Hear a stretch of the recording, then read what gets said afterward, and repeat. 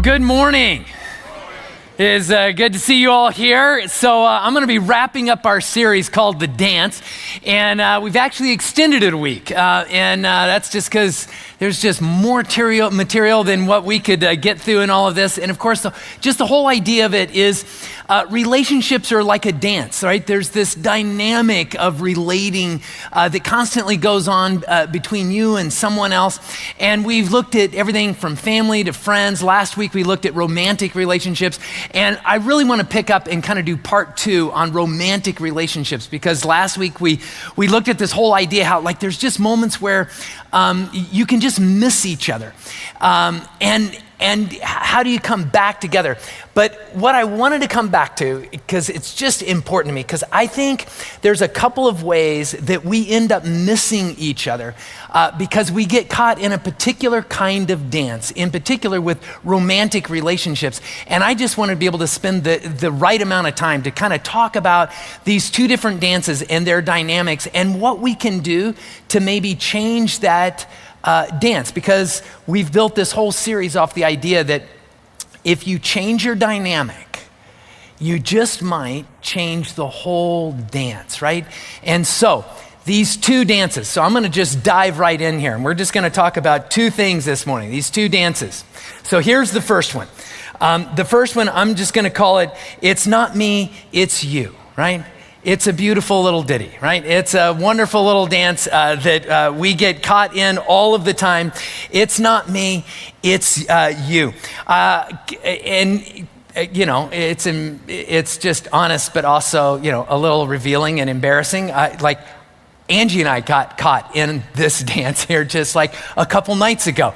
I had gotten home and it was later and I'd been in meetings and it's just kind of a long day.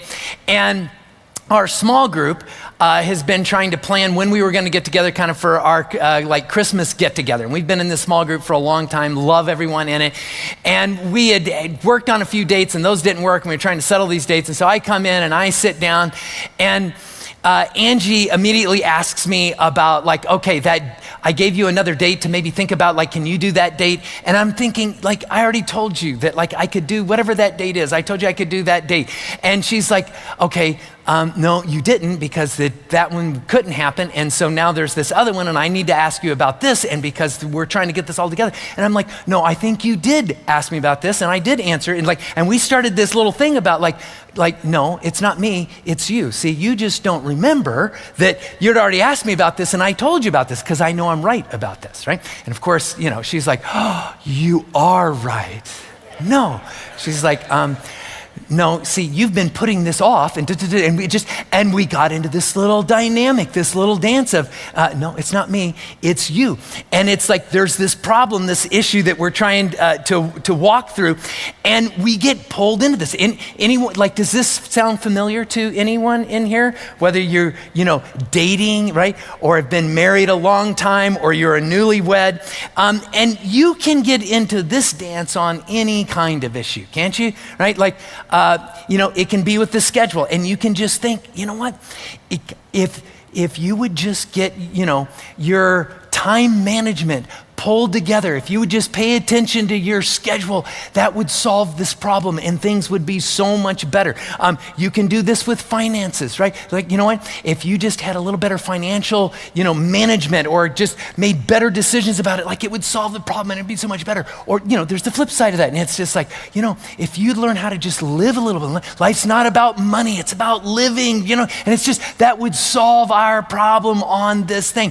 You can do this about raising kids, right? Ever have a moment where you got into this dance and it's just like, no, this is how we should handle this situation with the kids. No, this is how we should. And you get into this thing. It can be about how clean the apartment should or shouldn't be. It's endless.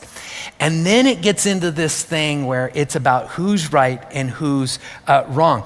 And if you're like Angie and I, we can take it to the next level, right? You don't have to just stay with that dance. So like, I have this wonderful dance ability that I can go from, it's not me, it's you.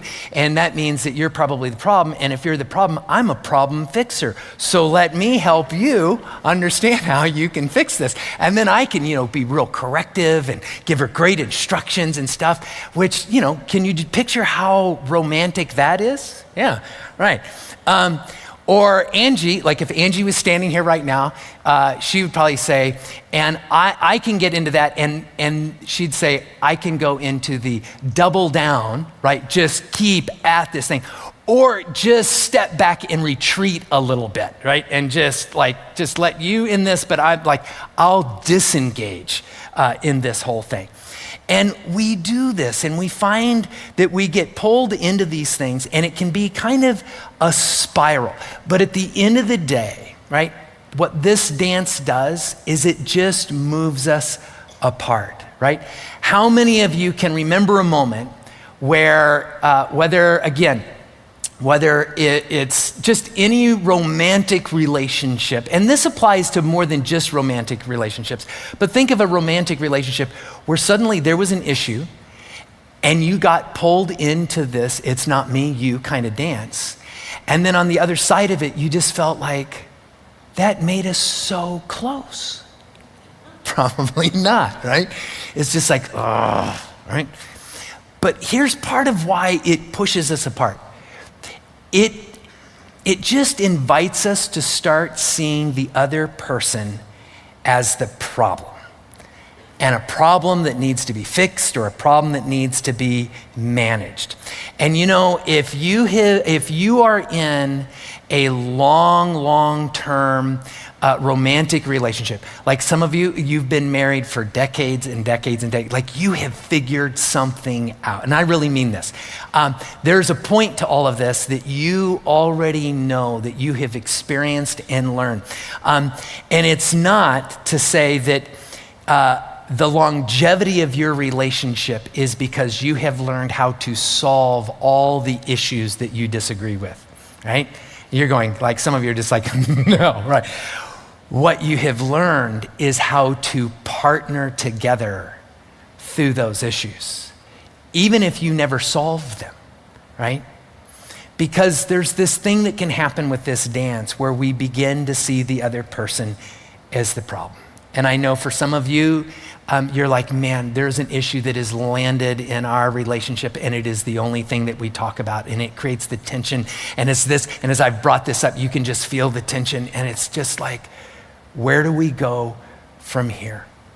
I want to start with this. We're going to be looking at a passage in Matthew 7 for this one, but I want to start with this because there is a question that I think becomes really important for us to ask. And I'm gonna word this question in the first person in this. And here's the question I want you to ask. It's this: do I want to dance with a partner or a problem? Right? When you think about this whole relational concept of the dance, it's ask yourself, right? When you feel yourself being pulled into this kind of conversation, you feel the tension, and you're arguing over the schedule and who's right or who's wrong about, what day on the calendar we said we were going to do what, or, how we're going to clean the house or whatever it is. Ask yourself this question: do I want to dance with a problem or my partner? And if you want to dance with your partner, I want to suggest a way to maybe navigate away from that kind of dance into something else. And I want to look at something that Jesus teaches in Matthew chapter 7. And the reason I want to go there, and if you want to turn there now, you can, is because when we get caught in this dance, it's not me, it's you. At the core, the core operating mode of that dance is you're making judgments. You're making judgments about that other person, and it becomes this series of judgments that's going on because there's a problem. We always have a judgment about a problem in there.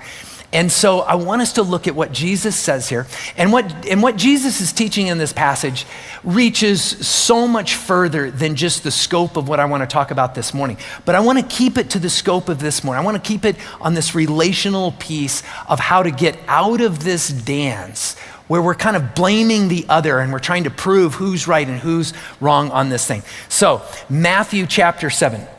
starting with verse 1. Look at what he says. He says, "Do not judge, or you too will be judged. For in the same way you judge others, you will be judged. And with the measure you use, it will be measured to you." Now, pause there for a second. Let me just say, what Jesus is not saying in this moment is that, God is up in heaven and he's watching how you judge other people and he's just waiting to judge you back in the same exact way. That's not the point here. What Jesus is talking about here is very clearly a relational context. And think about what he's teaching, because this is incredibly insightful. When we see someone else as a problem, right, we start to judge them. That just, you're a problem, and I've got judgments as to why you're a problem. What happens when think of a romantic relationship. They know when we're judging, it gets hard to hide. What do we invite back when we judge someone?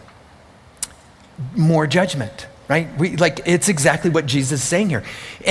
And when we feel judged by them because we judge them, what are we gonna? We're gonna judge them back, and then they're gonna judge. It just, right? It turns into that loop in all of this.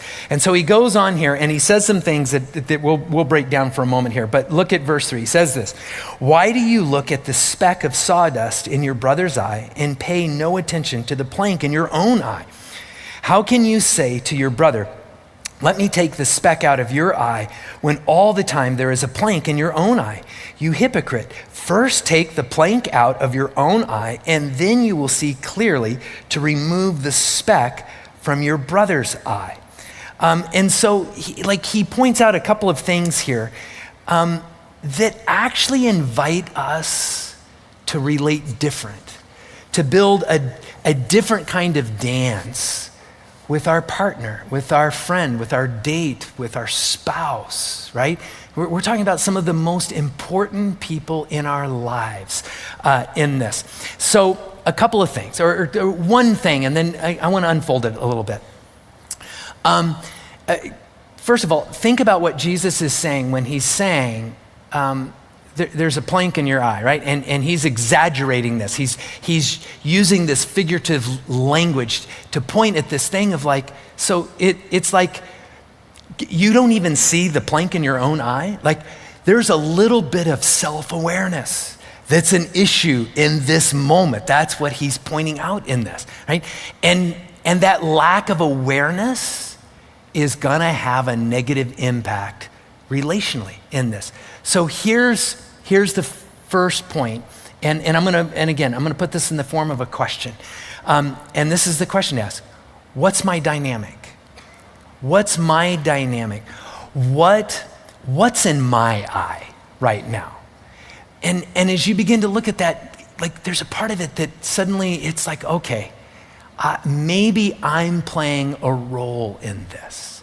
Maybe when I'm in this discussion with Angie and she's so wrong about understanding how, who has said what about their availability on the calendar, and she's not remembering this correctly, and we're in this discussion and I'm like, why is this going to a negative place?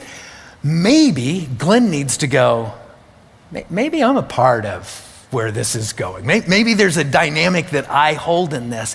And if I'm sitting there unaware, it just part of me wants to just go like Angie's got the problem with this. I'll clear it up for her in this moment, right? And she'll be so grateful that I've done that, right? So it starts with this thing of what's my dynamic? And let me suggest this: if you find yourself in a moment and there is that person that you love and you feel the tension coming, and maybe it's man, I feel like he or she's saying I'm in the wrong. Well, and I just instantly can think of 5 reasons why they're wrong in this. And all of a sudden you're just oh, wait a minute. I'm in that dance. And you ask yourself the question, do I want to dance with the problem or my partner? But the emotion of it, right? We feel that. Let me suggest this. In that moment, if you have to, close your eyes. If you need to say, I love you, but I don't want to look at you right now because you're reminding me, or you're pulling me in the wrong direction. Close your eyes, pause for a second, and pray, right? And literally ask Just say, Jesus, you live in me. Help me see what I need to see in this moment. What's the speck or maybe the plank that I'm missing in this moment? Help me to see this. And I really mean this. To take a moment in your relationship with Christ and say, help me relate better. Help me understand what I don't see in this moment. Do that. And now here's how I want to invite you to play this out. And this is going to take a little bit of courage, but be courageous in this. I want you to share some of what you learned about yourself with that person that you love, with your husband, your wife, right? Your fiance, the person that you're dating. Because it takes a little bit of a vulnerability in that moment. But being able to share that in that moment, that is a change of dynamic. Do you see how that is so different than the normal dance step of, it's not me, it's you, right? It's interesting. So Angie and I had that conversation a couple of nights ago. Didn't go really well, okay? Yesterday, we actually circled back around to that conversation. And part of it was like, I was like, I'm working on this message and like, you know, I'm kind of preaching to myself here as I'm working on this thing. And I went, and Angie and I actually had a discussion about that. And it was interesting as we talked about it, there were things that we both knew, and there was something about sharing that with the other that was powerful. There was a moment where I told her, I said, you know, if I could go back, you know what I know about me? I walked into the house frustrated. It was just a long day and it was lots of meetings, and I'm not a meeting kind of person, and I just walked in there and I just didn't want to deal with anything, especially anything that meant that I'd have to open up my computer in that moment. And I was frustrated. And I told her, I said, I kind of see that now. If I could do it over, I wouldn't put my frustration on you. You were just trying to ask a question to clarify something, and I didn't want to do that. And if Angie were here right now, I think what she would share is, you know, she was like, you know, you walked in the door and I was feeling all this pressure because the date had changed and everybody could meet on this date and we couldn't meet on that date. And so they were trying to find this. And I felt the pressure to try and find that time, find that date. And you walked in the door and I'm feeling all that. And I started putting that pressure on you. And she's like, I saw that you were frustrated. And if I could do it over again, I think I would have backed off and not put that pressure on you in that moment. And she's like, I could have done that with more care. And friends, there's nothing magical about all of that, right? There's not any major points or systems that you have to memorize in all of that. It's just, God, help me be aware. What's the dynamic that I'm missing with me? What I need to know. And as I understand that a little bit better, I'm in a relationship with what is probably one of the most important people in my life.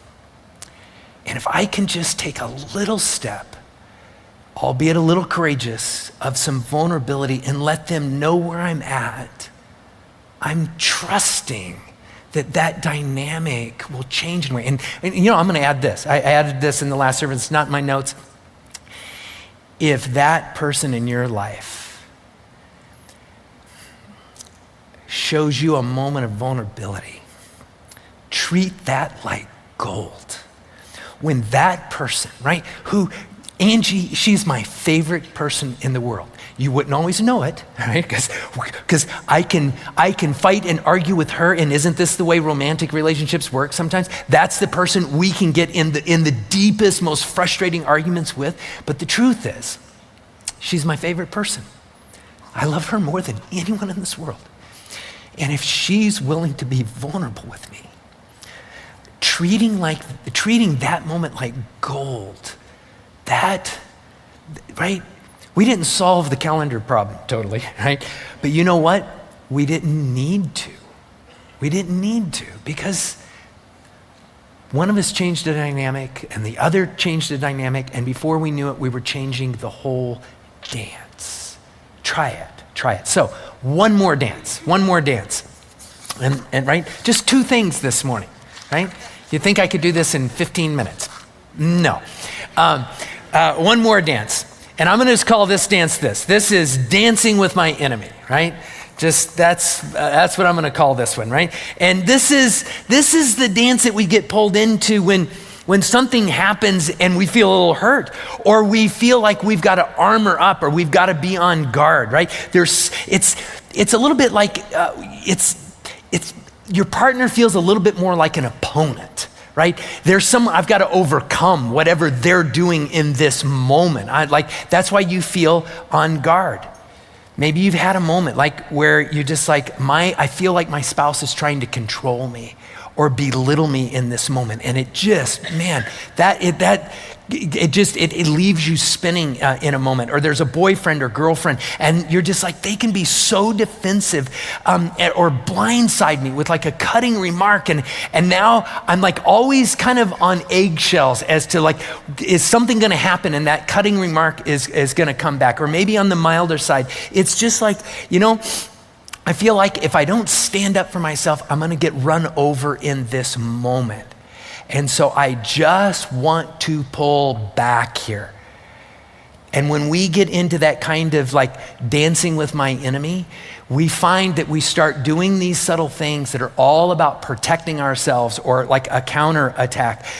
And what we're actually learning in those moments, we're learning how to not care. We're learning how to get thick-skinned and not be impacted by what they feel, what they're going through, because that's how we protect ourselves. But the end result of that, friends, is that it creates a dynamic that fosters a sense of contempt in your relationship. And when I say contempt is when we start lowering and lowering how we see the other person, even as a human being, right? It's just, contempt has us in the place where it's just like, I don't even need to consider what you're saying. Like, I don't need to worry about what you're feeling in this. Like, it's just, right? That's contempt. But here's the thing. Contempt is what we reserve for how to deal with our enemies emotionally. And that's why contempt in a romantic relationship is a killer. In fact, there's a couple of authors, husband and wife, the Gottmans, that have done decades of some of the best research on marriage that has ever been done. They've written a couple of books, and I can't think of the books off the top of my head, but if ever you wanted a book on marriage, the Gottmans would be one of the number 1 books that you could go with. But one of the things that they have found, and they've done all of this research, technical research, and it's not that they have, can work magic. It's that they have this deep understanding of the dynamics going on in what I'll argue is the most romantic of all relationships is between, is a marriage relationship between a husband and a wife. And there's this dynamic that they can see usually within 10 or 15 minutes and with about 88% accuracy can predict whether or not that couple will still be married in 4 or 5 years. And one of the number 1 things they speak of, that what they see that they know a marriage will not last, is if there's any kind of contempt. Because it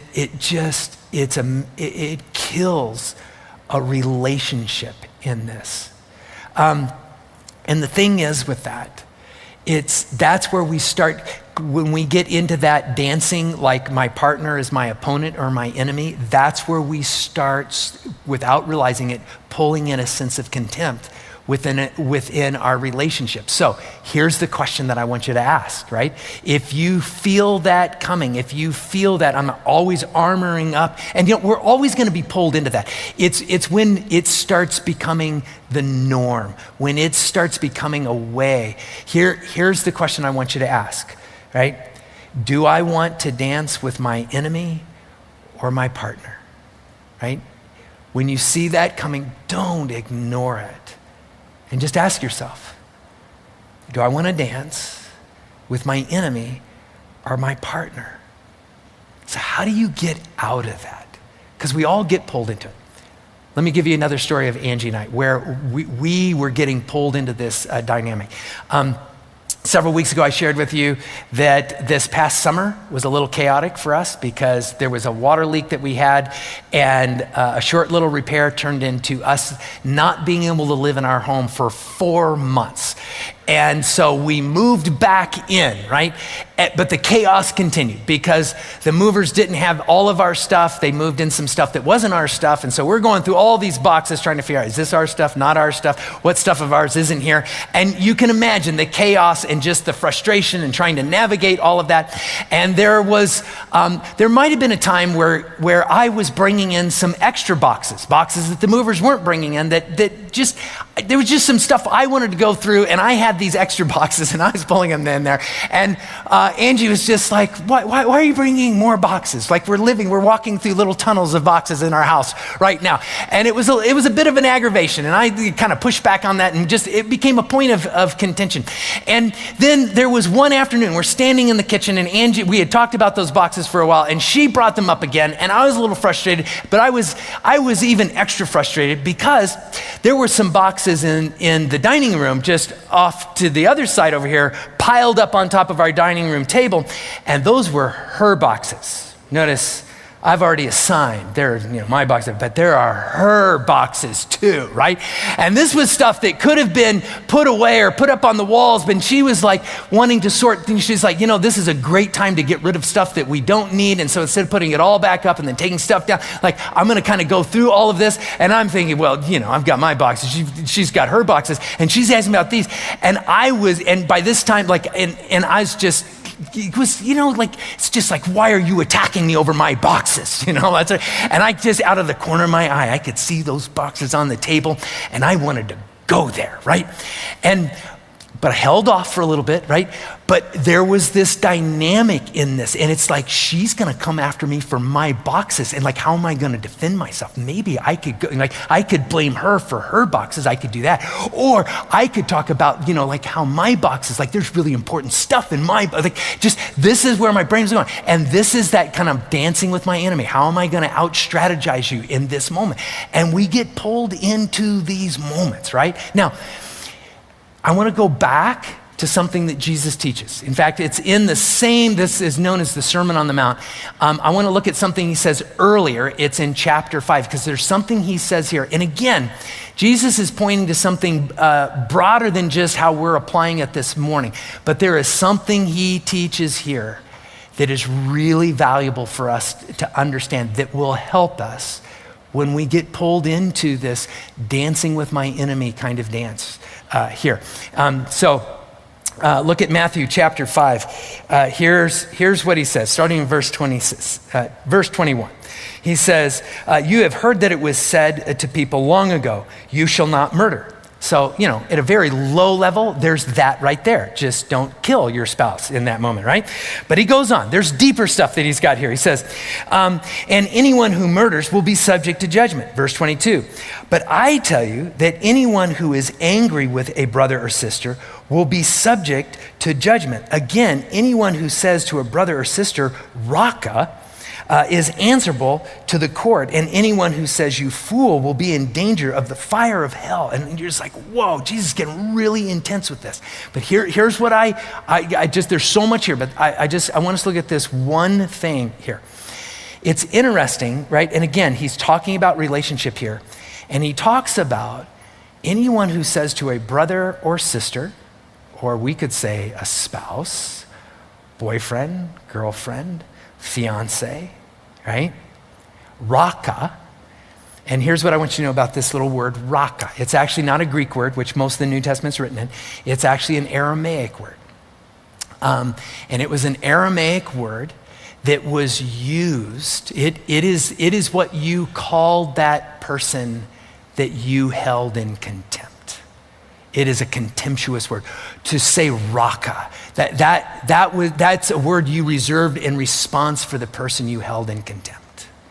And what Jesus is saying here is, okay, you know that person, not your enemy, your brother, your sister, right? Your spouse, boyfriend, girlfriend, the person that you love, that you have dreams about the relationship you're gonna build.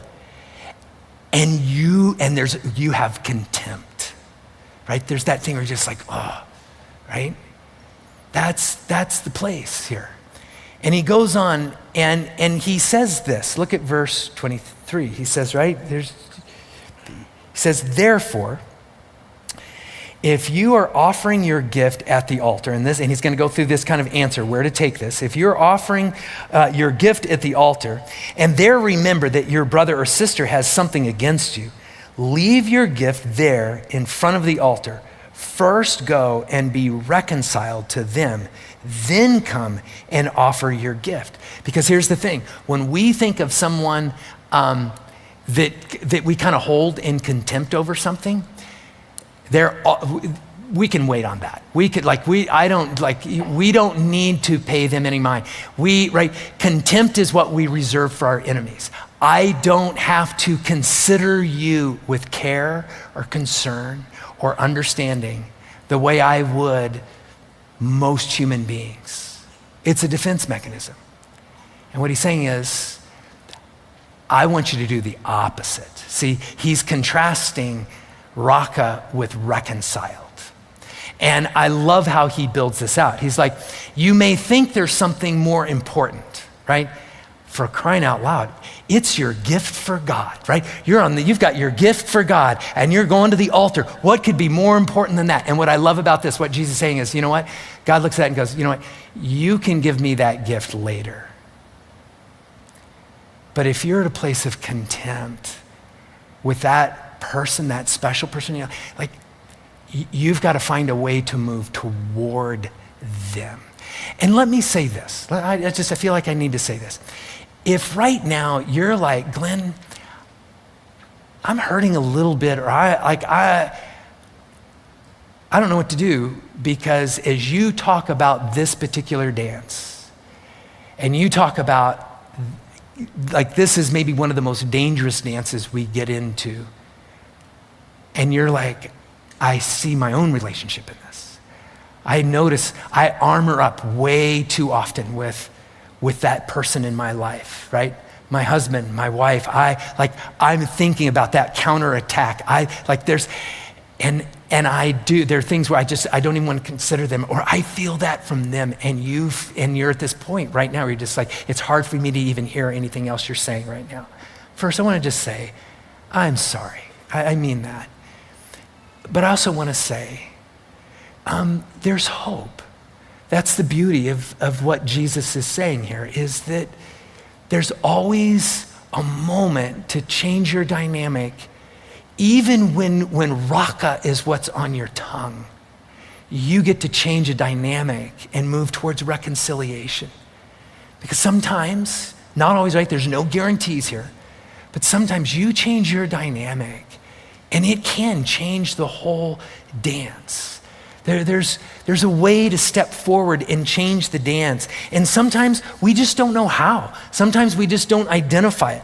And what I think Jesus points out in this moment here is just change the dance and take a dance step towards reconciliation in this moment. So I want to offer a few things about how to change that dance step here away from the dance of I'm dancing with my enemy, right? And it's this. Here's the first thing.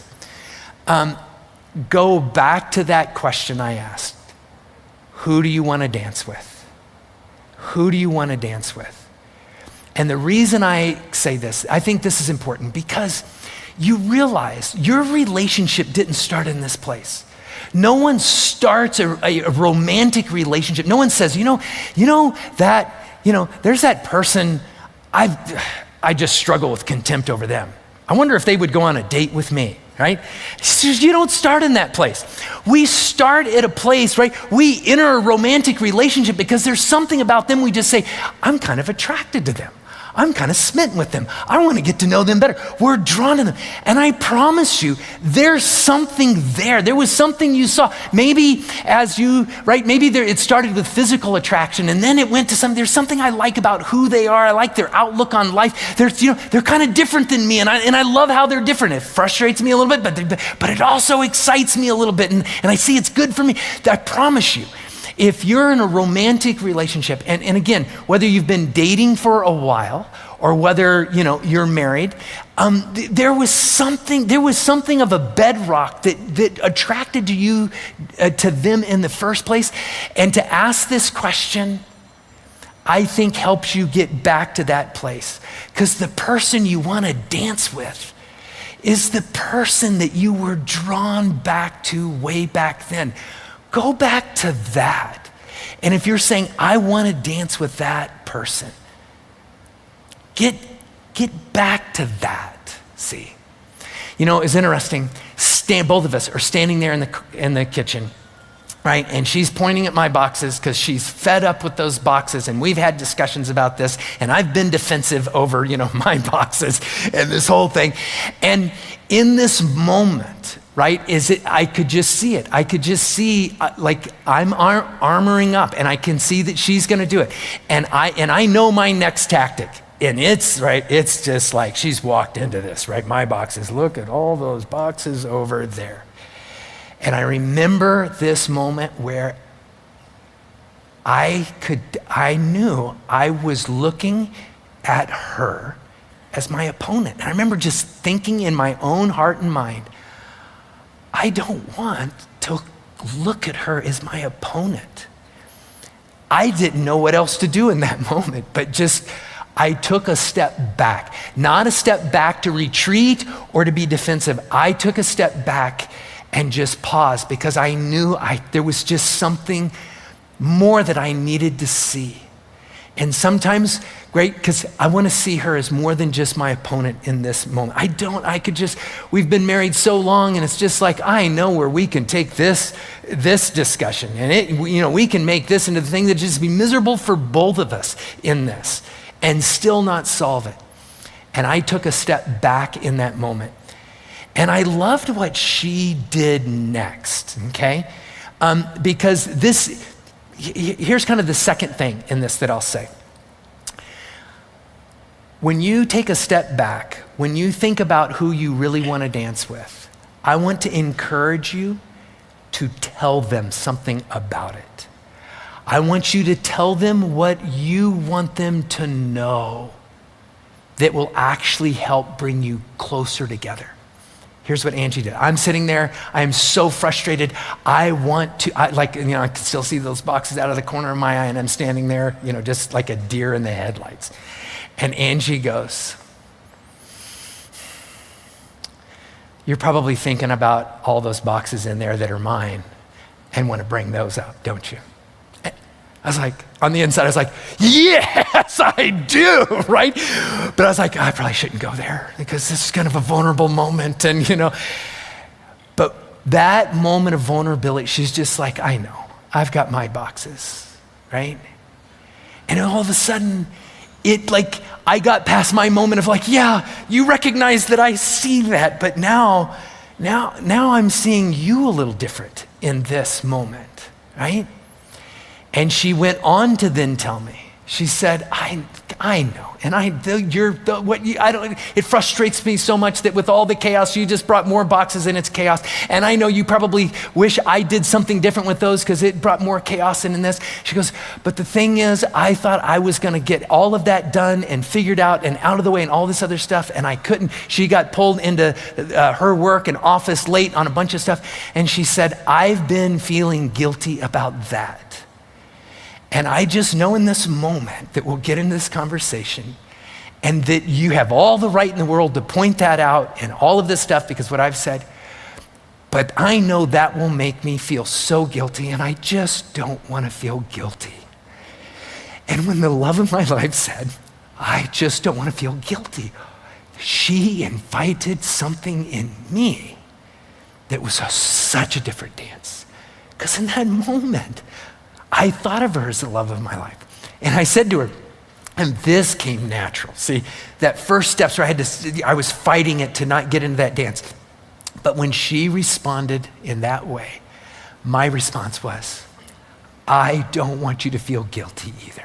Like, we can put the boxes aside right now. And all of a sudden, everything started to change. You know what didn't change? Here's the last lesson in this whole thing, and I promise, and I'll quit crying and just, okay? I wasn't planning on it. We didn't fix the box thing. She was still frustrated with me about those boxes, and it took me a while to get through all my boxes. I don't know how long it took. And same with her, right? We couldn't figure out a good solution for those things because we each wanted it our way, and we each had something that was important to us that wasn't important to the other person, but it just didn't matter. I can't even remember when the boxes went away because somehow we found a way to dance with our partner in this. And the issue that wanted to make us enemies couldn't. And it just faded away. And sometime when you find that beautiful way to dance with your partner, you'll solve some of your issues and other issues you won't solve. But what you will do is you will find a way to come together and be connected. And that's the thing we long for, friends, isn't it? So let me just end the whole series with this. Change your dynamic, and you might just change the whole dance in your family or with your friends or in your marriage or the person you're engaged to or the person you're dating. Change the dance. So before we close, let me just say this, right? If you're here this morning and you're brand new, you're visiting, or maybe you've been here for a little while, we've never had a chance to meet, I'd love to meet you. I'm gonna be right over here by that high top table over there. I'd love to just shake your hand, welcome you this morning. If you want someone to pray for you, we've got some wonderful people in our prayer place that would love to pray for you. And just know we have like 18 more families that we wanna sponsor through Gifts of Love. So if you wanna do that, or you've got questions about that, just right over here, make your way over there, and they can answer your questions and take care of that. Why don't you stand? And I'm going to close us out this morning. Let me pray.